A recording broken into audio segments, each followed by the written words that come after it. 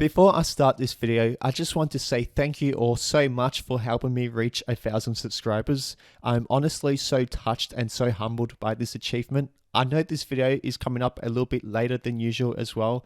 That is unfortunately because I am back in the office now working full time, so I'm going to have less free time unfortunately, but I will still be working as hard as possible to try and get these videos out on a more consistent basis as well. So thank you all so much for your support. Let's start this video.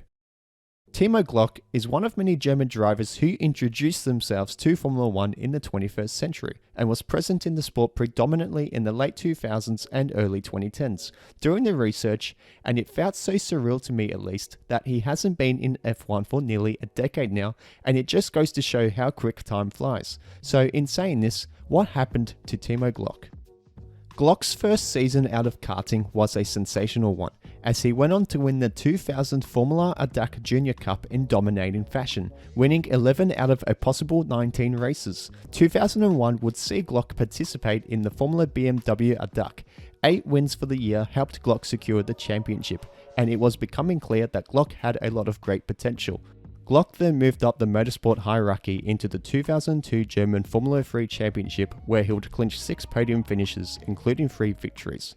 Unfortunately for Glock, inconsistencies over the season meant he could only finish 3rd overall, although this was still a great season for him considering he was one of the younger drivers on the grid. 2003 saw Glock compete in the inaugural Formula 3 Euro Series, where the German would once again be one of the front runners and look to be a contender for another championship win. However, 8 consecutive races without a points finish hurt Glock significantly, as he could only ultimately manage to finish 5th in the standings. Identical to 2002, Glock scored himself 3 wins and 6 podiums overall. Jordan Grand Prix were impressed with Glock's performances, so they signed him on as a test driver for the 2004 season. Glock would make his official debut in Formula 1 at the Canadian Grand Prix, where he filled in for Giorgio Pantano, who had financial issues over his seat. Glock had a solid debut where he finished ahead of teammate Nick Heidfeld in 11th, but as the Williams and Toyota cars were disqualified post-race, Glock was promoted to 7th, scoring 2 points on his debut. He would again fill in for the final 3 races of the season, once again replacing Pantano, but being that Jordan were one of the lower end teams, he'd finish 15th in each of these races. Glock's services would not be retained by Jordan in 2005, so he opted to put his name in the Champ cars, where he didn't really have the best of seasons, but still managed 8th in the standings and was Rookie of the Year too. His campaign was highlighted by a singular 2nd place finish and his only podium in 2005.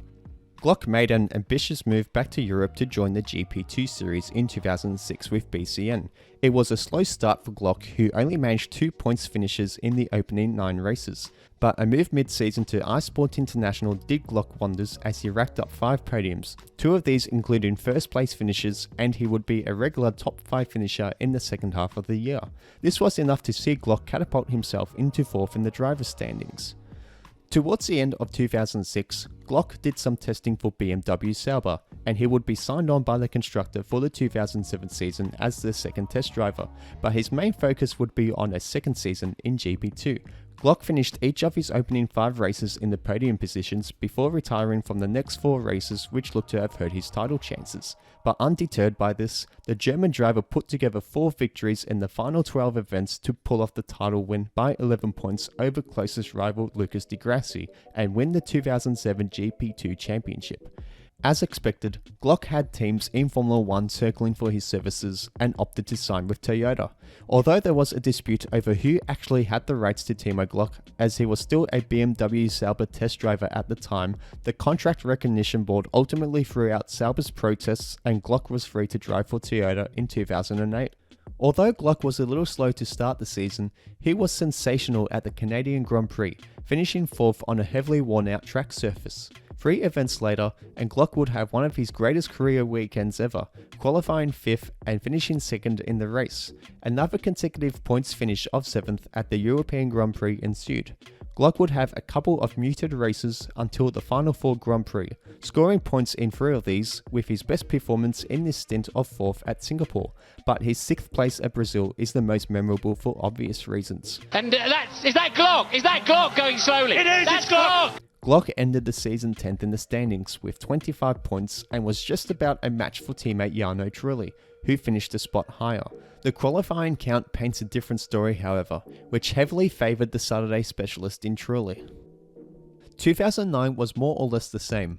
The Toyota driver would finish in the points in all 4 opening races, notably earning a 4th place finish at Australia after starting all the way down from 19th, as well as a 3rd place finish at a rain-affected Malaysia, only scoring half points for the event. Glock would unfortunately have a bit of a slump, attaining points in just 2 of the next 9 races.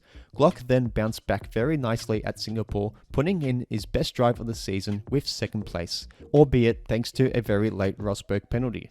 In qualifying at the Japanese Grand Prix the following race, Glock had a very nasty crash just before setting his quali time and had attained a leg injury.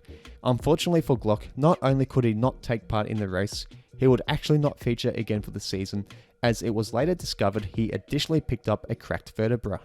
Although Trulli once again beat Glock overall in the standings, Glock was actually leading Trulli in the championship at the time of his crash, 24 points to 22.5.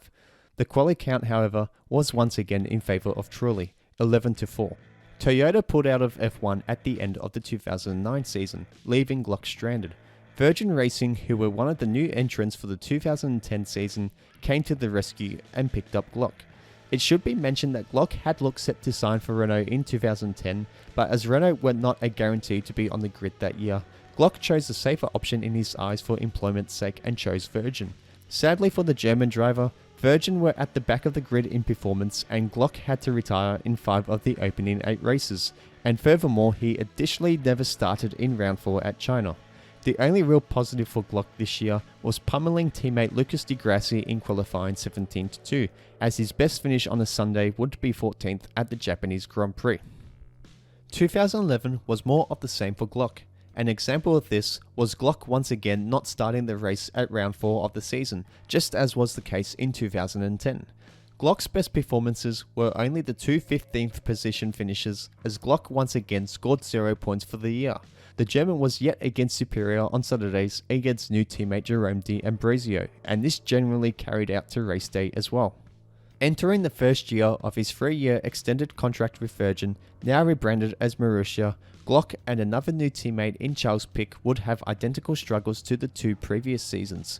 It was another season to forget, as Glock was towards the back repeatedly. A shining light was Glock's brilliant performance at Singapore, where he came 12th, beating out a couple of the midfield runners. Glock again edged out his teammate in Crawley, 12-6, but unfortunately for Glock, he would score 0 points for a 3rd consecutive season. Glock would not see out his contract, as he and Marussia parted ways in January 2013.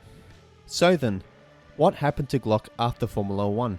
He would enter himself into DTM for the 2013 season, and he has stayed in DTM ever since, predominantly in BMW teams. He had an inconsistent first season, managing 9th in the standings, and would not finish this high in the standings again until 2017, where he ended up 7th overall after a solid campaign.